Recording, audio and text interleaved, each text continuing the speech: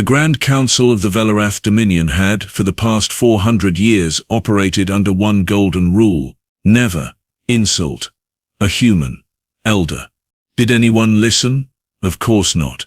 Because on the day Ambassador Drovak Surn walked into the celestial chamber of Hegemony, adjusted his ceremonial robes, and looked directly at Elder Mara Fenwick, he did something that would later be described by historians as the single most catastrophic diplomatic mistake in recorded galactic history. He laughed, right in her face. A full, bellowing 7-second laugh that echoed off the marble walls of the chamber. "You," he said, wiping a tear from his silver-scaled cheek, "are the one they sent. A wrinkled little earth creature who walks with a stick." Elder Mara Fenwick, age 81, 5 feet 2 inches tall, silver-haired, and wearing a worn green coat that had seen better decades, looked up at Drovak Surn. She said nothing. She simply smiled. And that smile, quiet and unbothered, should have been the warning sign. It should have screamed danger. It should have sent every alarm in Drovak's enormous skull ringing like a fire drill.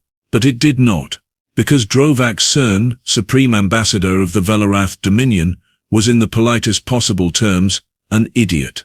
Let me explain how we got here.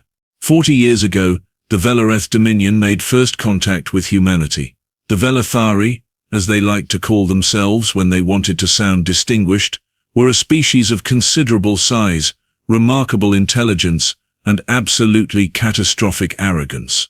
They stood 8 feet tall, had 4 arms, and communicated partially through a humming resonance in their chest cavities that sounded, to human ears, like a broken refrigerator. When their scout ships arrived near Jupiter, humanity's response was underwhelming by galactic standards. No grand military fleet, no desperate radio broadcasts, no blinking lights or fireworks display, just a single battered cargo hauler that drifted out from behind Europa's orbit, piloted by a retired postal worker named Gus Harlan, who had been doing maintenance checks on a relay satellite. Gus looked at the Velorath fleet of 40 warships through his scratched viewport, took a sip of his cold coffee, and sent a single text-based transmission. "Hey, you lost." The Velothari did not know what to make of this. They scanned the solar system. They found a species confined almost entirely to one small wet planet and its neighboring moon. They found a civilization with no faster-than-light travel, no energy shields, no plasma weaponry beyond primitive prototypes, and no apparent awareness that the universe was in fact teeming with civilizations that could reduce their planet to gravel before breakfast. They filed their report with the Grand Council. The Council read the report. The Council laughed. The Council assigned humanity a status classification of Category 7, which in Velorath bureaucracy translated roughly to, not a threat, not interesting. File under ignore indefinitely.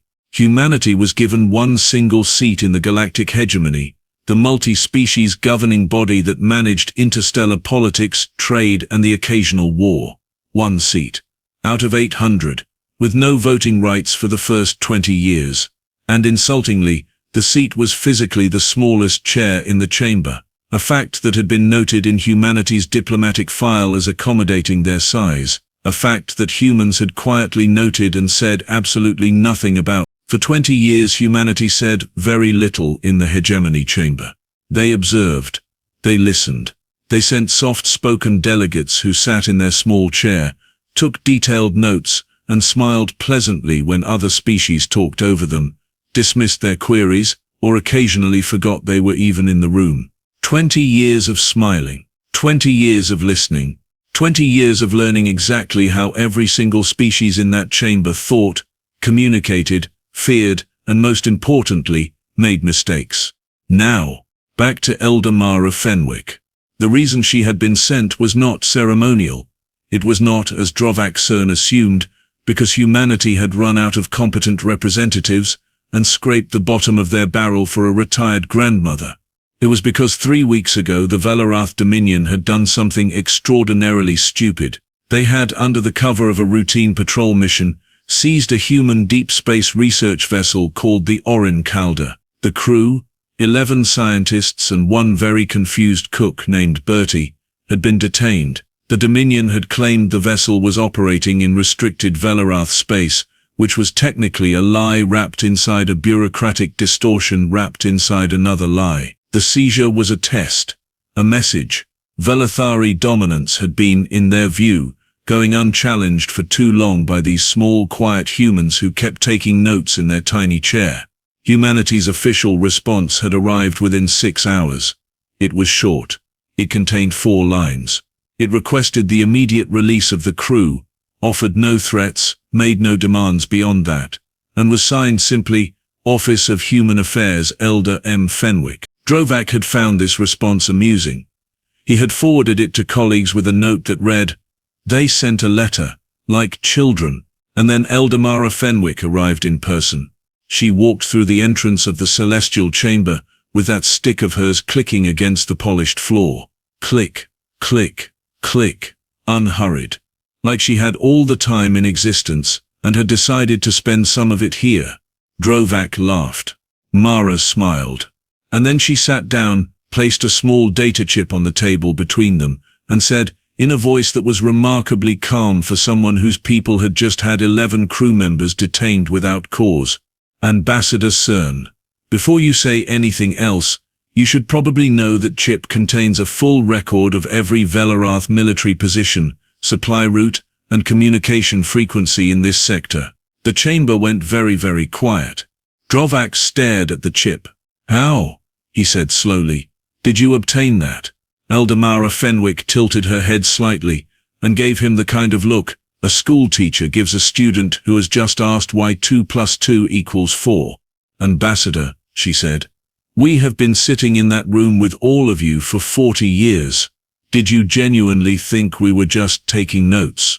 The silence in the celestial chamber was the kind that had weight to it. Not the comfortable silence of an empty room. Not the peaceful silence of a quiet morning. This was the silence of 8 senior Velorath officials simultaneously realizing that the small, silver-haired woman sitting across from them had just rearranged the entire furniture of their understanding, and none of them knew how to respond without making it worse. Drovak Cern's 4 hands were very still on the table. That was unusual. Velorath were naturally gestural creatures. Their hands moved constantly when they spoke, when they thought, even when they breathed. Still hands on a Velorath meant one thing: genuine fear. Elder Mara Fenwick noticed. Of course she noticed. She noticed everything. She had been noticing things for 81 years and showed absolutely no signs of stopping. She did not press the moment. She did not lean forward dramatically or raise her voice or deliver a thundering speech about human strength and dignity. She simply folded her hands over the top of her walking stick and waited, patient as stone, quiet as deep water. It was Drovak who finally broke. "This is," he began carefully, "a significant claim." "It is not a claim," Mara said pleasantly. "It is a file. Claims require verification. That chip requires only a reader. Here is what the chip contained, and here is why it was so extraordinarily devastating. For 38 of the 40 years humanity had been attending Hegemony sessions, they had been running a program. Quiet, methodical, utterly invisible. The program had no dramatic name. It was listed in human government records simply as Project Listener, which in retrospect was either a masterpiece of understatement or a very dry joke, possibly both. Project Listener had started with a single observation made by humanity's very first Hegemony delegate, a retired linguist named Orin Tybalt, who had sat in that small chair on humanity's first day in the chamber and watched the other species interact. He had written in his personal report, later declassified and displayed in the Earth Museum of Diplomatic History, "They talk in front of us as though we are furniture. I recommend we use this." And they did. For nearly 4 decades, human delegates had done something that no other species in the Hegemony had thought to do, because no other species had ever been dismissed enough to attempt it.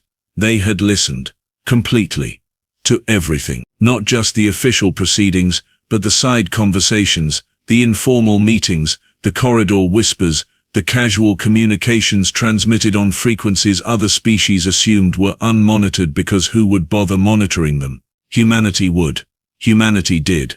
Human analysts, working in rotating shifts from a modest office on the 14th floor of the Hegemony administrative building, had spent decades cataloging, cross-referencing, and quietly archiving the communications of every major galactic power in the chamber. Not through hacking, not through sabotage.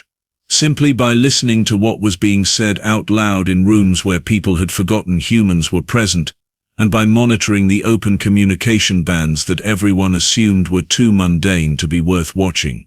The result was a file so comprehensive that 3 separate Velorath intelligence officials, upon being shown a summary of its contents, had required medical attention. "You have been," Drovak said, and his voice had lost its earlier smoothness, "recording us." "Listening," Mara corrected gently. "There is a difference. Recording implies we were hiding something. We were simply paying attention. You were simply not paying attention to us. Paying attention. These are very different problems, and only one of them is ours." Councillor Yeth Pravan, seated to Drovak's left and notably the only senior Velorath official who had not laughed when Mara entered, leaned forward. "What is it you want, Elder Fenwick?" "The same thing I wanted when I sent the letter," Mara said. "My people, all 11 of them, and Bertie." "The cook," Drovak said flatly. "Especially Bertie. He makes an exceptional lentil soup, and I will not negotiate on this point." There was a pause, and then something happened that no one in that chamber had ever witnessed before. Councillor Yeth Pravan made a sound. A short, involuntary sound. Something between a cough and a laugh. He pressed his upper left hand to his mouth immediately, but the damage was done. Drovak turned to stare at him. Yeth composed himself. "Apologies," he said, in a tone that suggested he was not entirely apologetic. Mara allowed herself a small smile. "There is also," she continued, in the same unhurried voice, "the matter of the restricted space claim. The Orin Calder was conducting research in the Polara Drift. The Polara Drift is not Velorath territory under any current hegemony designation. You know this. I know this. That chip contains 17 internal Velorath communications confirming that you know this." Drovak said nothing. "So," Mara tilted her head. "What we have here is a seizure without legal basis, a false territorial claim on record, and an intelligence file that I suspect you would very much like to not become public during the next hegemony session." She paused. "I am not here to cause problems, Ambassador. I am here because 11 people and 1 cook are sitting in a holding facility somewhere in your sector. That is the only problem I came to solve." Drovak looked at the chip. He looked at Mara. He looked at the chip again. "And if we release them," he said slowly, "this file remains exactly where it is," Mara said. "Which is, I should mention, not only on that chip. But I trust you understand that already." Another silence. Shorter this time.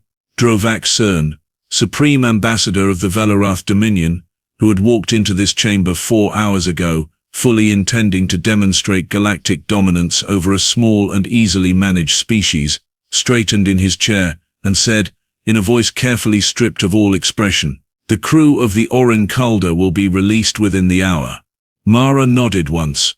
She picked up her walking stick. She stood without rushing, and began the click-click-clack toward the chamber doors. She stopped just before the exit, did not turn around. "Ambassador Surn," she said. "What?" he said.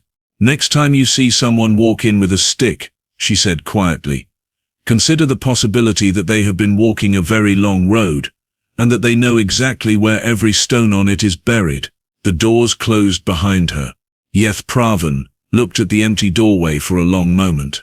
Then he said, very softly, to no one in particular, "We deserved that." And for once, not a single person in the room disagreed.